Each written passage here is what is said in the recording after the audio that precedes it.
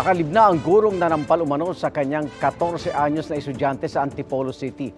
Ayon sa Antipolo Police, sinabi ng guro na hindi malakas ang pagtama ng kanyang kamay sa binatilyo. Saksi, si Jonathan Andal. Nagsimula umano ang lahat nang magalit ang guro ni Francis J. Gumikib sa Peñafrancia Elementary School sa Antipolo City dahil sa ingay ng mga estudyante noong September 21. Sabi po ng anak ko, Teacher, ang iingay po nila.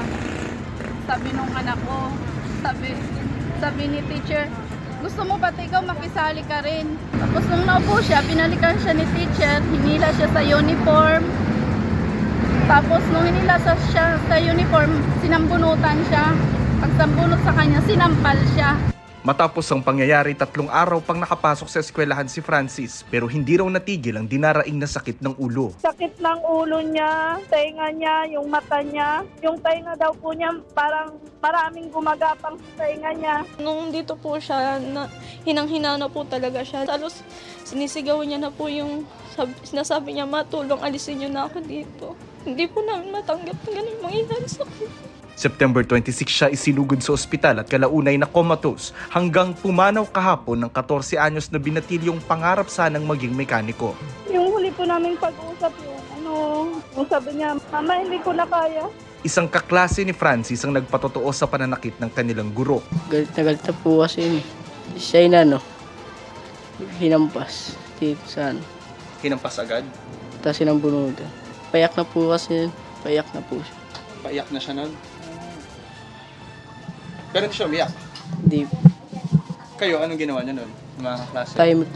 Sinubukan namin kunin ang pahayag ng guro pero nakalive na siya simula ngayong araw. Hindi rin nagpapasok ng media sa campus. Pagkagaling po sa ospital kahapon nung ma-declare na namatay po yung bata, ang nakita po doon ay nagkaroon po ng dugo po doon sa may utak, nagkaroon po ng hemorrhage. Nabanggit niyo po yan sa guro? Opo, ma'am. Ano po naging reaksyon niya? Yun nga po, yung paliwanag po niya, yun pong kamay niya ay dumapo doon sa mukha ng bata. Ang sabi niya po, hindi naman daw po malakas yung pangyayari. Ang DepEd Antipolo nangalap ng impormasyon kanina sa paaralan at bubuo rin ng fact-finding team. May confirmation na nampal ba o tinapik I cannot because that is a confidential detail. Please respect also our duty of confidentiality. Bumuo na rin ang team para sa mga hakbang tulad ng pagtuturo muli ng child protection policy sa mga stakeholder tulad ng mga guro. Desidido ang pamilya ni Francis na sampahan ng reklamo ang guro. Ipinagbabawal ng Family Code ang corporal punishment o parusang pananakit sa katawan.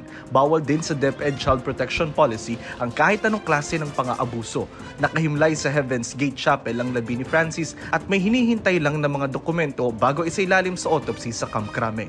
Para sa GMA Integrated News, Jonathan Andal ang inyong saksi. Mga kaibigan, samahan niyo kaming saksiyan ng mga balita. Mag-subscribe sa GMA Integrated News sa YouTube.